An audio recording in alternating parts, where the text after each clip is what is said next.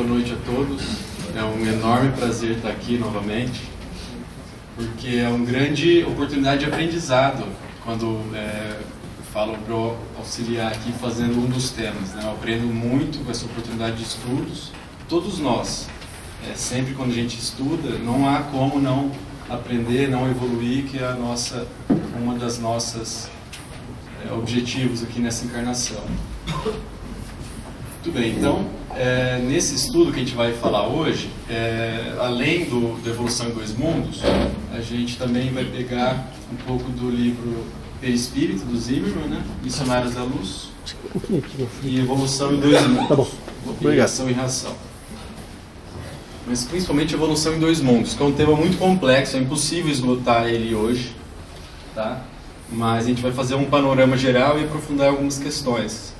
Porque com certeza todos nós temos muitas questões ao longo da nossa jornada evolutiva, né, de milhares de séculos que estamos enfrentando. Bom, vou recapitular rapidinho o capítulo 6, que ele fala do Heliotrops, do Leptrops, que é uma bactéria bem primitiva que vive em regiões pantanosas. Assim. Ela vive oxidando manganês ou ferro. Então, o André Luiz nos traz algo muito importante, né? Tá aqui, ela aqui, ó, essa parte mais brilhante está oxidando os minerais. Ela é filamentosa, né? Então é como se fosse um fio de cabelo praticamente. E foram delas que saíram as evoluções para a alga verde, que eu vou falar mais adiante, que é um manancial de pesquisa muito importante. É como eu vou falar mais para frente, vocês vão entender. Bom, mas elas vivem milhares de anos fixadas em rochas, nutrientes de ferro e de manganês. E ao longo desse percurso, morrendo uma, renascendo e tudo mais, elas se desprendem das rochas de vez em quando e são obrigadas a nadar até encontrar uma outra rocha, fonte de alimento. Então, com isso, elas começam a ser impelidas pelos construtores da organogênese planetária, todos sob supervisão do Cristo, a terem uma dinâmica, uma direção, uma vontade, o início do instinto sexual, impelindo essa energia, esse impulso, impelindo a fazer algo, a sair da zona de conforto e indo em busca de algo a mais. E com isso, ao longo dos milênios, né, elas foram transformadas na genética espiritual para renascerem nas algas verdes. Porque para os biólogos terrestres, eu aprendi no cursinho, e foi muito bacana quando eu li esse capítulo, que a evolução das algas verdes, a hipótese é que são das cianofícias, né, que são aquelas bactérias que são produtoras de oxigênio, que ficam na superfície dos oceanos. Mas o André Luiz fala que, na verdade, as cianofícias são um pouco anteriores, né, ao Leptrops, e esse link das cianofícias com as algas verdes são por causa da coloração, do pigmento de coloração entre eles, e ambos produzem oxigênio. Mas foram o Leptrops que, com essas profundas alterações do campo espiritual, foram transmutados em organismos mais complexos como o das algas verdes. Então, numa pesquisa futura de detalhamento do DNA, de DNA e RNA, isso poderia dizer um parentesco, uma certa semelhança entre os dois, fazendo esse gap evolutivo que tenta se explicar naturalmente. Só que é algo muito minucioso, assim, que é muito difícil pensar em fazer essa comparação sem ter uma informação privilegiada como essa, né? Mas foi assim que foi dada a evolução no sentido de fazer a troca genética, de material genético entre dois indivíduos da mesma espécie, para se ter a procriação. Então, em relação das pesquisas, esse daqui foi um artigo publicado pelo Giancarlo, aqui de São Paulo, que ele pegou todas as 12 obras do André Luiz, fez um apanhado enquanto aparecia a palavra pineal ou epífise, que é também esse nome de pineal. E em relação à antecipação de evidências científicas a respeito do funcionamento da pineal, porque antigamente era considerado um resquício embrionário, igual ao nosso cóccix, um resquício embrionário do rabo que os primatas do qual evoluímos em conjunto, tinha. A pineal era considerada um resquício embrionário, mas 13 anos depois dos missionários da luz, que foi ser documentada a produção da melatonina. E André Luiz já falava em Missionários da Luz, a segregação de hormônios psíquicos, de forças psíquicas que controlam. Então tem muito ainda para descobrir. Então, metade das 12 obras de Chico e André Luiz há menções em relação à epífise e glândula pineal. E dentre essas, diversas ainda já anteciparam as descobertas científicas ao longo do século passado, e muitas outras ainda estão por se descobrir. São informações bastante complexas que ainda a gente não teve total compreensão, como a relação da pineal com o desenvolvimento sexual, despertamento sexual na puberdade e tudo mais. Isso não está tão claro ainda na ciência atual, na neurologia atual. Mas o interessante para finalizar essa retrospectiva do capítulo 6 é que desde os primeiros vírus e primeiras células procariontes que não têm núcleo organizado, material genético tudo espalhado na célula, as bactérias são assim, são bem primitivas em termos de organismos unicelulares. Até que o primeiro princípio inteligente começou a emitir pensamentos contínuos, que são nossas características de animais racionais, emitir pensamentos contínuos para o universo, para todos ao nosso redor, a gente levou 1,5 bilhões de anos. A Terra tem 4,5 aproximadamente. A gente levou 1,5 só para desenvolver o pensamento contínuo. E a pergunta que eu me fiz, e talvez muitos a gente faz, é tudo isso para quê? O que a gente está fazendo com essa oportunidade? Com tanto trabalho de 1,5 bilhão de anos de evolução, para a gente ficar emitindo pensamentos negativos a respeito de nós mesmos, do próximo, fazendo mensagens negativas a respeito do amanhã, do futuro incerto que a nós nos pertence. O que nós estamos fazendo com essa nossa capacidade de produzir pensamento, produzir incessantemente essa carga criativa que é a energia do pensamento associada com a vontade, com o sentimento, com as emoções. Agora, já nesse capítulo em si, ele começa já dando um choque, se a gente começar a fazer essa analogia conosco mesmos, da evolução da sexualidade. Porque a sexualidade, ela é um impulso que nos move, digamos assim, grosseiramente falando. E ela se associa em dois polos diferentes, uma dualidade, positivo e negativo, masculino e feminino, passivo e ativo. Então, por milhares de anos, essa sexualidade, ela ficou não dividida, não polarizada em indivíduos diferentes, todas no mesmo indivíduo, que eram indivíduos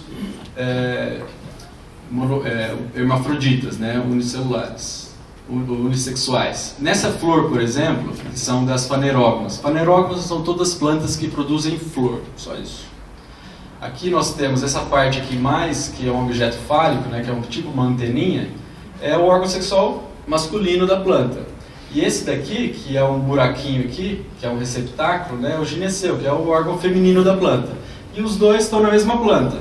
Algumas plantas, elas tomam cuidado de, quando soltam o pólen, que vai fecundar outra planta no gineceu, o gineceu não está apto para receber, o óvulo não está apto para receber, para não ficar se autofecundando, porque é muito útil para a natureza a troca de material genético.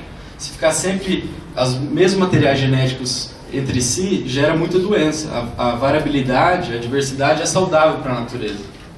Regiões na África que tinham muitos leões isolados numa mesma região, eles começaram a morrer porque tinham muitas doenças, tumores, que são doenças recessivas genéticas, né? Então a variabilidade é muito importante para todas as espécies biológicas. Então nós, no início da evolução, descendemos de criaturas hermafroditas, né? Nos vertebrados isso também acontece. Por exemplo, no sapo. O sapo tem macho, tem um ovário resquicial, né, latente, digamos assim, dormindo, junto com um testículo, que é chamado, junto desse corpo de Bieder. Só que se você cortar o testículo, ou se o testículo dar uma pane e ele parar de funcionar, digamos assim, não vai ter mais a testosterona rolando. Aí esse ovário vai receber o FSH e o LH da hipófise, que coordena as glândulas seminais, o testículo ovário, e aí ele vai virar um ovário maduro funcionando, e vai virar um sapo fêmea. Isso acontece de fato, bem sabido. Além disso, mais próximo de nós, 5 a 10% das galinhas, se a gente retirar, fazer uma exérese, arrancar fora o ovário esquerdo dela, que geralmente é o mais desenvolvido, ou se for o direito, um que seja mais desenvolvido, a gente arrancar fora, o do outro lado, contralateral, que está atrofiado, ele começa a se desenvolver e vai virar um galo, ele vira um testículo. O estrógeno para de inibir o que estava dormindo, a hipófise vai mandar, vai, acelera aí, vamos trabalhar, e aí vira um testículo, troca de sexo. Esse aqui é o primeiro exemplo de um transexualismo animal. A gente vê isso nada mais é que um transexualismo animal, isso é da natureza. Então a gente vê que no mesmo indivíduo, as duas polaridades latentes, elas estão como potenciais existentes dentro dela. Nós, todos já encarnamos como homens e como mulheres, e vamos continuar encarnando, porque a gente tem que aprender tudo de ambos os sexos, não tem como escolher isso. Então todos os vertebrados e ainda o homem, de fato nós, todos nós homens e mulheres, que somos os herdeiros mais complexos desse planeta, a gente possui não apenas as nossas glândulas sexuais bipotenciais, femininas e masculinas, mas todo o nosso corpo, inclusive o cérebro, ele tem potenciais de diferenciação masculina e feminina. Todo o nosso corpo, até os ossos, por exemplo, eles têm influência do estrógeno e da testosterona. Por que mulher tem mais osteoporose? Por que se você não fizer reposição hormonal, ou se entrar na menopausa mais cedo, evolui mais para osteoporose? Porque tem ação, porque perto da menstruação, algumas mulheres ficam mais irritadas ou mais impacientes e carentes. Porque o cérebro tem relação hormonal, tudo isso existe. Então, todos nós podemos reagir a hormônios de um sexo e de outro. Então, no exemplo do sapo e da galinha lá, a gente viu um exemplo de transexualidade, né? Que é diferente de travestismo, que é se vestir do sexo oposto, não tem nada a ver uma coisa com a outra, e homossexualidade é um indivíduo que está bem com o sexo que tem, só que ele gosta de indivíduo do mesmo sexo. Ele não tem uma identidade do sexo oposto. Então são três conceitos diferentes. Bom, todos os hormônios têm ações estimulantes e inibitórias, né? Então a progesterona incha, deixa a mulher mais paradona e tudo mais, a testosterona deixa mais agressivo, mais ativo. Todos os hormônios têm essas características, né? Só que eles são gerados, né, secretados pelo nosso organismo por impulsos da mente. E isso ocorre por intermédio do nosso corpo espiritual. Então a nossa mente, que não está localizada no cérebro, o cérebro é o computador, o hardware da mente, a mente é do espírito, ela atua de forma a secretar os hormônios sexuais. E é claro que esses hormônios eles têm influência orgânica, natural que os homens têm mais pelos no corpo, as mulheres menos, por exemplo, né? Mas isso não é uma forma monopolizadora, absoluta. Então não é porque só um indivíduo de um sexo recebe aquele hormônio que ele é considerado masculino ou feminino. Não é simples assim, não é uma máquina de computador. Então, um exemplo que o André coloca também é que os hormônios sexuais, eles obedecem aos reflexos da mente, né, para produzir, e é comum, até comum, principalmente na puberdade, o indivíduo de um sexo produzir um pouco o hormônio do sexo oposto. Por exemplo, o hirsutismo. O hirsutismo é quando a menina, a mulher, fica com um pouco mais de cabelo do que o normal. Então fica um pouco de buço, um pouco de cabelo, pode ser nas costas, na barriga, um pouco de barba, que aí tinge de loiro. Isso tem uma gradação infinita, até um quadro absurdo. Isso daqui é uma pintura, uma representação de tudo que isso era pelo aqui. Um quadro bem antigo. E no homem é ginecomastia. Então isso aqui foi uma cirurgia que foi feita, tirou a glândula mamária, mas isso na ginecomastia. Quando é feito de maneira iatrogênica, o próprio indivíduo ou alguém aplica um hormônio, o hormônio em excesso ele vai virar estrógeno no homem, testosterona em excesso. A glândula, os adipócitos, a glândula, tecido gorduroso do homem faz o mecanismo de converter testosterona em estrógeno. E aí em excesso, o estrógeno vai estimular a glândula mamária e vai ficar assim. Então o indivíduo que vai usando anabolizante adoidado vai ter isso. E na mulher também, a mulher vai desenvolver pelo, vai engrossar a voz e tudo mais. Só que isso acontece na adolescência de muitas pessoas naturalmente. E o André coloca que são reminiscências de vivência do sexo oposto que têm essa influenciação. Porque todos nós já encarnamos em ambas as posições, isso é inerente. Então a sede real do sexo, resumindo tudo, ela não se encontra no veículo físico, não se encontra no testículo, não se encontra no ovário, ela se encontra na mente e no espírito, na identidade momentânea daquele indivíduo. E André coloca assim que eles, embora reconheçamos que a maioria dos encarnados encontram-se em consonância da identidade psíquica com os caracteres morfológicos. Então, o indivíduo masculino apresenta genitália masculina, indivíduo feminino, feminino. O sexo ele é mental, ele vem da mente. Então, pode ocorrer em discordância com os caracteres morfológicos, discordância com a anatomia, digamos assim. Isso, a sexualidade, que é um termo muito amplo, mas essa troca eletromagnética de estímulos, de o indivíduo se sentir amparado, sentir querido, sentir e ter essa troca afetuosa de um outro, não depende dos órgãos morfológicos, e sim da identidade mental e de uma carga oposta para fazer essa troca. Num simples abraço, num simples olhar, desde que haja intimidade, por exemplo. Localizar na pineal. Vou falar da pineal também. A pineal é importantíssima para fazer essa troca magnética.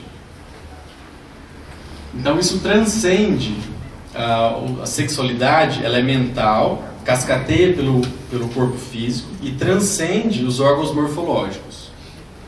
Isso André coloca de maneira bem clara, André Luiz. Então a sexualidade é um sistema de polaridade. Aqui eu chamei a ajuda do Herculano Pires para... Não sou eu que estou falando, tá, gente? É o André Luiz e Herculano Pires, depois a gente vai ver com o Kardec também. O Herculano Pires coloca no livro Mediunidade que a sexualidade é um sistema de polaridade que não é restrito ao aparelho sexual, à anatomia. Então, para a mudança de sexo na reencarnação, em face de necessidade daquele espírito de ter experiências do outro polo, é necessário a inversão de polaridade nessa adaptação do espírito com o corpo. Então há uma adaptação, uma mudança de polaridade, de identidade, e isso vai se traduzir no corpo. Essas inversões se processam no perispírito, porque o próprio Kardec fala que é o perispírito que controla o corpo e não o contrário, não é o corpo material que controla o perispírito. Tudo descende, espírito, perispírito, corpo, cascateia. Então, como devemos encarar, isso aqui é uma pergunta na segunda parte do livro, Determinação do Sexo, né? Como devemos encarar a possibilidade da ciência humana em determinar, em escolher arbitrariamente o sexo do bebê? Até certo ponto, isso é possível, plenamente possível. Naquela época eu não tenho certeza se era de uma maneira genética ou só injetando hormônio, mas isso hoje em dia é plenamente possível na tecnologia biológica. E a resposta é plenamente possível para intervenção terrestre, porque é bipotencial nossas glândulas. Contudo, essas consequências seriam imprevisíveis à organização moral daquela criatura, que você não sabe qual é a identidade espiritual daquele espírito. Você não sabe se ele age, a identidade dele é masculina ou feminina, que polo que está. Você não pode tomar uma atitude arbitrária dessa. Porque essa atuação indébita se verificaria apenas no campo morfológico, impondo tais inversões desnecessárias, que imprimir graves complicações no fórum íntimo. Isso seria com certeza contrário à lei divina, que você estaria escolhendo pelo outro, impondo algo ao outro, um tipo de violência muito grave, que ele teria que ser mantido ela por toda a encarnação. Então isso é um exemplo muito claro, que a gente escolhendo qual as características morfológicas que o indivíduo vai apresentar, isso não vai implicar na identidade sexual daquele indivíduo. É um exemplo óbvio aqui. Então, ou seja, os caracteres morfológicos não são necessariamente iguais. Então, indivíduos transexuais, que são homens por fora perfeitos e têm identidade como mulher, são muito raros, mas isso existe, é um dado. É fato, e vice-versa. Indivíduos são mulheres totalmente, mas se identificam como homens. Isso Tem um processo muito longo de análise até ser feita a mudança de sexo, né? A transformação com cirurgias e tratamentos hormonais, mas isso existe. Aí a poligamia e monogamia. E o André Luiz ele fala de uma maneira bem clara, numa simples frase, isso. Os indivíduos que o instinto sexual ele se permite desvairar-se no instinto sexual na poligamia, ele vai ter certamente um endividamento na matemática do destino, em largos roteiros de aprendizagem. Porque é muito claro, né? Existe um número aproximadamente igual de homens e de mulheres. Se começar a ter uma permuta de casais, vai ocorrer uma sobreposição muito grande em termos de ciúmes, de possessividade, de trocas. Os conflitos vão ser imensos. Isso vai gerar uma conta kármica absolutamente difícil de pagar e complicada, porque você vai tá associando diversos interesses, atrações, sentimentos, afetividades por muitas pessoas diferentes. Isso vai virar uma matemática de difícil resolução, que vai gerar uma dívida muito grande. Então, o instinto sexual na nossa faixa evolutiva, ele só vai encontrar uma alegria de fato real e plena quando encontrar um outro ser. O André Luiz coloca ser, não coloca homem, mulher, masculino e feminino, mas são de polaridades opostas. Isso pode, na grande maioria das vezes, é condizente com a identidade, com o aparelho morfológico anatômico. Mas isso só acontece quando encontra outro ser que demonstre plena afinidade de liberação de energia que lhe é peculiar no governo emotivo, porque se exige compensação equivalente na escala vibratória magnética. Então, nada mais é do que a sexualidade, que é você encontrar a sua carga magnética oposta para outro indivíduo. Isso gera uma atração importante, você se sente atraído, que outro indivíduo tem a mesma carga magnética, a mesma frequência, digamos assim, intensidade, e você se sente atraído, é como se fosse uma atração de ímãs, digamos assim. E aí, quando não necessariamente pelo ato sexual, mas quando essas duas pessoas elas se aproximam, interagem, trocam afetividades, há uma amenização disso e elas se sentem melhores, se sentem mais completas. Então, é a compatibilidade de vibração energética, de carga energética com o outro indivíduo que tem que estar mesmo. Então, o grau de realização sexual de um indivíduo está muito mais associado com a qualidade da carga, da emoção, do afeto associado. E muito menos, sem comparações, em relações a acrobacias sexuais, a peripécia, ao número de parceiros e esse tipo de coisa. É uma qualidade em relação a essa troca, a esses pares. Muito bem. Agora, o relacionamento como alimento espiritual. O André coloca que os espíritos que não medem esforços para satisfazerem a si mesmos, que se desregram no narcisismo, aí é bem diferente. Eles usam os outros a fim de satisfazer as próprias necessidades, as próprias vaidades, sem se importar com as consequências. Para hipertrofiar a capacidade de obter prazer para si mesmos. Toda vez que eles lesam, que nós já lesamos, outra vez que um indivíduo desse lese alguém, uma nova conta resgatável em tempo certo se abre. Então isso é inegável. Isso ocorre porque na inteligência divina, o instinto sexual ele não tem apenas uma função de reprodução entre as formas superiores, e sim essa de reconstruir de forças espirituais. Quando o indivíduo encontra outro que tenha essa compatibilidade, essa afinidade, há uma alimentação mútua de raios psíquicos magnéticos, como ele coloca, que são necessários para o indivíduo refazer suas próprias forças, suas energias, suas vontades, para seguir em frente. Nas enfermidades do instinto sexual, as cargas magnéticas elas são acumuladas naqueles que não têm uma devidamente educação e condução dessas energias para a edificação do bem. E com isso, elas obliteram o seu discernimento. Como uma fábrica de linha de montagem, igual aquele filme Tempos Modernos, se você interromper uma parte da linha, toda se acumula para trás, a montante daquela parte. Então isso acontece nesses indivíduos que não conseguem dar vazão ao seu instinto, que é uma força de mobilidade, uma força que empurra o indivíduo para fazer as coisas da vida, seguir em frente. Se ele não direciona isso para outras realizações que claramente não se restringe ao ato sexual, se restringe a qualquer realização que possamos fazer, desde acordar, escovar os dentes, qualquer tipo de realização que venhamos a fazer, esse impulso, se ele não desviar isso para a realização de coisas, ele vai acabar numa delinquência, ele vai acabar, é daí que nascem as psiconeuroses, as fobias, as histerias de conversão, que hoje é chamado de transtornos dissociativos e conversivos, diversos outras patologias. Contudo, a gente tem que tomar muito cuidado, porque não dá para fazer um reducionismo aqui. Não dá para a gente falar, tal patologia é porque aconteceu isso, é porque o indivíduo fez tal coisa. É uma variabilidade tão grande e infinita que um julgamento desse seria absurdamente infantil e prematuro. Assim, a possibilidade de erro seria enorme, porque a quantidade de diferentes situações e contextos que podem combinar no mesmo diagnóstico, no mesmo transtorno, é infinita praticamente. Então não é essa convergência simples de parzinhos, de fazer uma tabelinha. Isso não tem como, não funciona assim.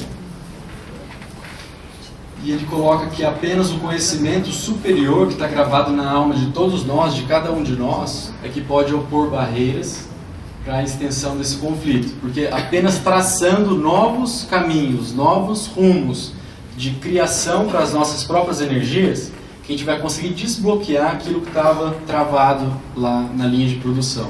Somente através de novas realizações saudáveis, de novas criações, novas potencialidades utilizadas, fazer o indivíduo começar a produzir algo bom, é que ele vai ganhar autoestima e vai conseguir superar aquilo que ficou no passado. Porque a gente pode ficar parado, pensar o quanto quiser, que a gente não vai mudar aquilo que já aconteceu. A gente só pode começar agora e fazer algo novo. A gente não pode nunca voltar atrás, né? O Chico já ensinou isso pra gente. Então, isso ocorre, essas enfermidades, porque quando o indivíduo se permite um delito na esfera sexual, que pode ser no ato, pode ser simplesmente mentalmente, isso ocorre quando há essa permuta de cargas energéticas e magnéticas nesse terreno da sexualidade física ou até psíquica, em que esses múltiplos sofrimentos são contraídos. Então há como se fosse um choque magnético, né, quando o indivíduo impõe um sofrimento ao outro, que recai sobre o seu próprio perispírito, numa marca que ele vai ter que sanar, vai ter que cicatrizar de algum jeito, tarde ou agora.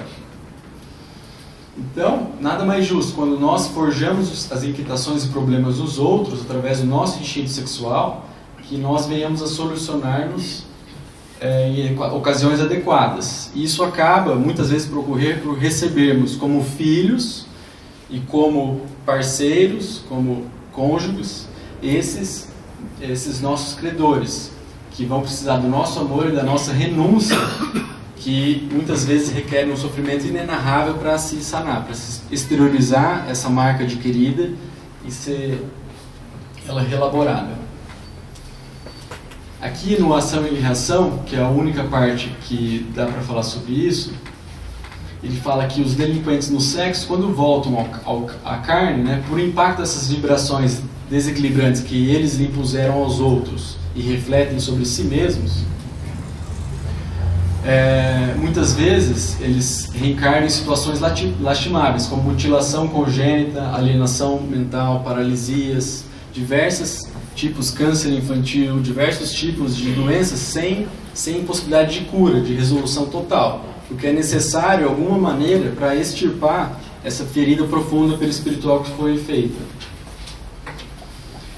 É claro, mais uma vez, que não dá para fazer aquela tabelinha, não é todo quadro que vem de um certo delito, isso é impossível. E aqui a psicanálise, ele fala bastante, faz uma comparação que era o predominante na época, era antes da revolução neurofarmacológica, então a psicanálise era o único tratamento possível, viável na época, né? E ele coloca aquele velho princípio do prazer, né? Que o indivíduo tudo que busca busca saciar os próprios prazeres, que é a libido, que é grosseiramente a teoria freudiana. mas ele fala assim, ó, nós concordamos com isso, só que a própria sublimação do instinto sexual, ela demanda o prazer da criação. Quando o indivíduo, imagina tudo que o Chico Xavier criou, tudo que ele gerou, tudo que ele mudou. Então esse que era o prazer, era de sublimar a si mesmo, conquistando e sanando lágrimas, curando corações em sofrimentos indescritíveis. Então esse que é o prazer dos indivíduos, dos seres mais evoluídos. E que é uma sublimação muito grande, mas é a sublimação do próprio instinto sexual. Esse é o próprio instinto sexual que impulsiona. Só que essa palavra sexualidade é tão impregnada de ideias, de conceitos, que a gente às vezes não consegue nem raciocinar em cima disso, não consegue nem pensar e reformular em cima dessa ideia. Mas é um impulso que nos faz nos mover. E com isso a gente aprende a amar com Deus. A gente sublima o instinto sexual na criação e no bem comum. É muito diferente daqueles que já se fixam no prazer egoístico, só para si mesmos, que querem ser amados e saírem ganhando a todo custo, sem se importar com os outros. Totalmente diferente. Na parte da obsessão, aqui que entra a pineal, né? Que quando o espírito desencarna, se ele ainda está fixado aquelas paixões negativas de uma quase dependência sexual em si, ele vai desencarnar na mesma situação. Ele vai continuar em buscas desse tipo de ganho, de vibração, de ambientes em si, que pode até cair nos vampirismos mais grotescos e desenfreados. Se associar com um outro indivíduo, ou seja, obsediar um outro indivíduo que se permite as mesmas realizações, para se manter naquelas mesmas trocas doentias. Agora a pineal. Em Missionários da Luz, o André coloca que é a glândula da vida mental. Ela acorda o homem na puberdade, então está muito associado com sexualidade. E funciona como o mais avançado laboratório de elementos psíquicos. Ela preside, ela governa, digamos assim, a emotividade do indivíduo. Então está totalmente associado com a sexualidade humana. Então, as glândulas genitais encontram-se absolutamente controladas pelo magnetismo da epífise, que é a glândula pineal. Tudo isso dos missionários. Então, se o testículo produz a testosterona, o ovário produz o estrógeno e a progesterona, a pineal, a epífise, ela produz esses hormônios psíquicos, ou unidades forças, que vão atuar de maneira bastante importante nas nossas energias criadoras, nos próprios órgãos sexuais e na própria bolsa seminal do homem. Então ela vai atuar nos cromossomos dos próprios espermatozoides, de acordo com o desenvolvimento de cada um, desenvolvimento, despertamento espiritual de cada pai, escolhendo as características melhores para o seu filho pré-reencarnante. Então, ela ligada à mente por princípios magnéticos, a pineal, a ciência hoje ainda não detecta nem 10% de tudo que ela faz. Mas ela comanda, tem ascendência em todo o sistema endócrino, comanda as nossas forças subconscientes, sobre a direção da vontade, quando bem trabalhada e estimulada. E na qualidade de controlador do nosso mundo emotivo, a sua posição na experiência sexual é básica e até absoluta. Essas palavras do André Luiz. Eu só cortei algumas frases, resumi um pouco, mas é tudo ele que fala, nada aqui sou eu que estou falando. Esses hormônios já são conhecidos por nós, né, aqui na Terra, encarnados, são os metoxindóis. São diversos hormônios produzidos pela pineal, a melatonina é um deles, né? Se você injetar em ratos, por exemplo, a melatonina, o mesencéfalo, onde tem todas as estruturas, são próximas, né, da pineal, do hipotálamo, está tudo no diencéfalo, mas aumenta bastante a serotonina dessas regiões. Se injetar aqui na barriga a melatonina, já vai subir lá, está bastante interligado. E a melatonina está bastante associada com a menorreia de esportistas, que tem um tecido gorduroso tão baixo, que elas entram em menorreia, não menstruam mais. Elas nem precisam tomar anticoncepcional. Algumas atletas de alto nível, né? E até algumas amenorreias, ciclos anovulatórios, que não ovulam, mulheres normais que menstruam, mas não ovulam, estão associados com a melatonina em si, para ver como que a fertilidade está associada com a melatonina também. E nos homens ela também está associada com a secreção de testosterona testicular. Tem tudo isso documentado. E aqui uma questão bastante importante importante na Bioelectromagnetics, que campos eletromagnéticos que você pode produzir com uma corrente elétrica, por exemplo, na potência de 0,5 G e 60 Hz, 60 vezes por segundo, elas podem suprimir a melatonina. Então tem uma interação entre campo eletromagnético e produção da melatonina pela pineal. Além disso, a melatonina tem uma via metabólica em comum com a serotonina. Uma reação parcial dela é em comum com a serotonina. Então a ideia seria basicamente essa. Inicialmente a mente, que é no espírito, né? O cérebro é só o hardware, só o computador, só o HD onde rodam as coisas e o processador. O centro coronário, que é a união da mente espiritual com o cérebro, através da pineal e do hipotálamo, que fica tudo no diencéfalo, na mesma região no meio do cérebro, vai atuar através da liberação do hormônio liberador de gonadotrofina, que nada mais é alguém que sai do hipotálamo, bate lá na hipófise e fala assim, e aí, vamos trabalhar. Só isso. Aí vai lá na hipófise, a hipófise libera LH-FSH, que são dois outros mensageiros que vão descer lá no testículo ou no ovário, e chacoalhar e falar, e aí, vamos produzir estrógeno, progesterona e no outro testosterona, vamos produzir. E aí geram os hormônios, e aí que tem as características sexuais secundárias, a libido propriamente dita pelo sexo oposto e tudo mais. Então, aqui já é no livro Perispírito do Zimmermann. Ele coloca as 3 possibilidades de relações sexuais. Aqui do ato propriamente dito, quando ocorre de uma pessoa somente em busca do prazer de si mesmo, em busca da descarga orgásmica, por exemplo, um indivíduo que vai procurar um profissional do sexo, por exemplo.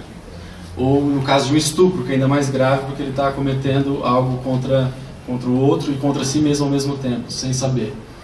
Não há qualquer envolvimento entre as partes. O único intuito é de um indivíduo satisfazer narcisicamente a si mesmo. Aqui não há nenhuma troca.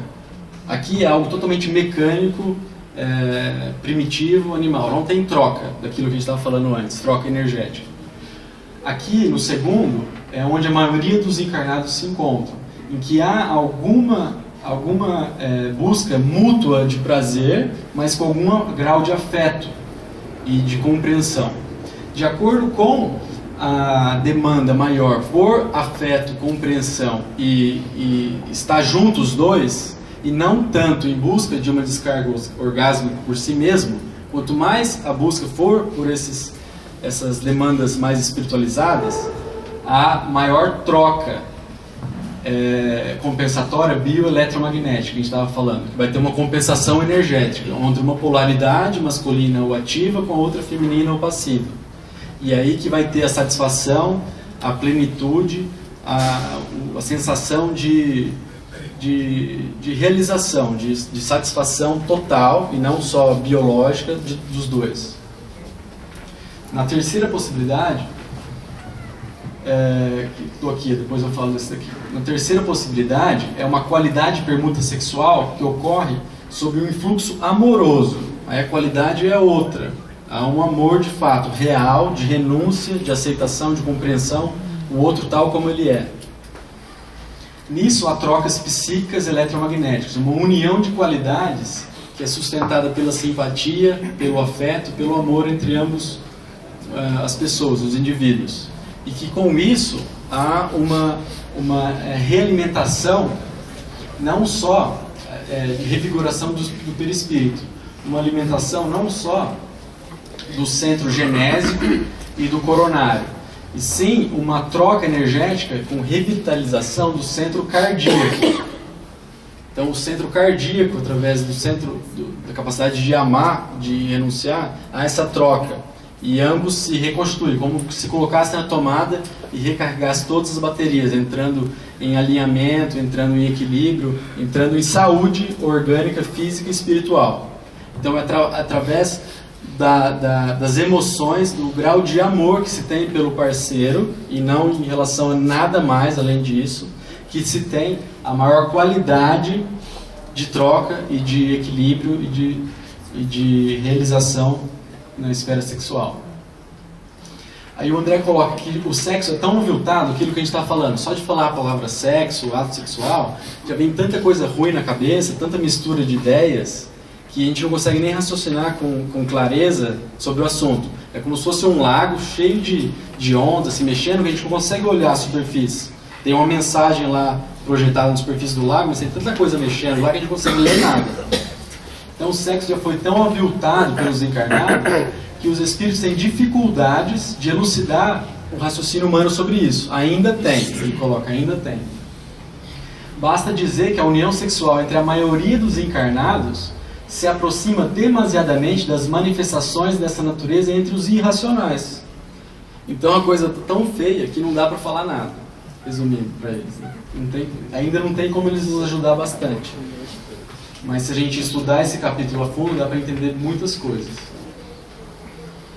Então, os indivíduos, de acordo com a evolução, a união sexual orgânica, o ato sexual em si, vai ficar cada vez menos necessário, fazer cada vez menos sentido. Por quê? Porque ele vai deixar de ser uma imposição. E o casal vai conseguir fazer essa troca energética através de coisas muito mais sutis, como um olhar, um gesto de carinho. Só de dormir juntos, por exemplo, já vai ser suficiente, digamos assim. E vai ficar cada vez menos necessário. É algo contínuo, demorado, duradouro, é um processo. Então essas permutas magnéticas, elas não são menos valiosas. Essa troca energética, de compensação energética de um polo para o outro. E esses setores da criação infinita, eles vão gerar realizações espirituais sem qualquer necessidade de atritos celulares nenhum. Não precisa nem encostar. Basta ter uma convivência espiritual. Então o Chico Xavier viveu a vida dele assim. Basta ter ele conviver com as pessoas, ele mexia tanto com elas que ele não precisava de nada mais além disso. Então esses são os grandes, nossos grandes mestres. Então, aquilo que a gente estava falando, um gesto carinhoso, o Zimmermann coloca, um olhar pela simples compreensão de um de outro, esse magnetismo já vai sendo permutado e os indivíduos vão se sentir realizados, plenos e revigorados para o dia seguinte. E em indivíduos de nível inimaginável, digamos assim, só o exercício da caridade em programas de severas disciplinas da parte sexual para direcionar para criações do bem, somente isso, eles vão colher não apenas as vibrações de gratidão dos beneficiados, como principalmente contingentes energéticos que são outorgados pelos espíritos superiores. Então, indivíduos que encarnam com um processo missionário, eles já vão ganhar essas compensações energéticas de espíritos superiores. Então, é um outro grau de troca, que não é necessário nada. Eles estão no nível tão acima que não há necessidade de troca de positivo e negativo. Esse aqui já foi. Então, os três últimos slides é que o André Luiz coloca no capítulo 8, por último, que a perda dos caracteres sexuais. Então, algo que a gente está começando a ver, é claro que está num desequilíbrio total, mas começando a ver uma linha mais tênue entre o masculino e o feminino na nossa sociedade. A tendência disso, é claro que isso gera, nesse momento de questionamento de valores e tudo mais, uma confusão enorme, enorme número de coisas que às vezes passam do ponto e acabam lesando as pessoas, né? Mas a tendência com a evolução, por milênios de burilamentos, até a situação angélica, é a perda dos caracteres sexuais, como estamos informados, que ocorrerá espontaneamente, quando as almas humanas tiverem assimilado todas as experiências necessárias à própria sublimação. Isso são milênios de burilamentos, não são 10 anos. Então é algo que é a tendência, mas é algo inimaginável no momento. Mas é porque os dois polos estão contidos dentro de nós. Então, por último, o Livro dos Espíritos, Kardec coloca que os espíritos encarnam como homens ou como mulheres. Porque os espíritos, nós somos espíritos, não temos sexo. Nós não temos sexo na realidade, nós estamos em determinada condição nesse momento. visto que lhes cumpre progredir em tudo, em cada posição sexual, cada posição social, lhes proporciona aprovações e deveres especiais. Com isso, o ensejo de ganhar experiência. Aquele que só encarna como homem, só saberia o que sabem os homens. Então, nós temos que encarnar em todas as posições sociais, em masculino e feminino, senão a gente vai aprender só uma parcela da realidade. E terminando com a doutora Marlene, ela nos diz, na Nossa Vida no Além, que cada criatura traz em si mesmo, devidamente estratificada, a herança de um incontável número de experiências sexuais, vividas nos reinos inferiores da natureza. Tudo quanto o ser armazenou em experiências sucessivas, existência a existência, por séculos e séculos, ora como vegetal, como animal inferior, constitui patrimônio quando nós atingimos a idade da razão.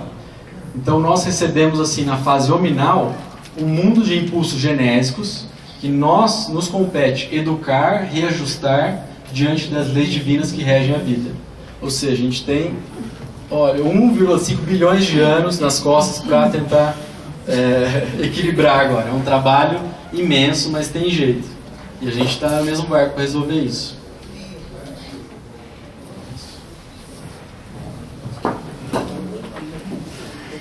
Então tem 5 minutinhos para, se vocês quiserem conversar.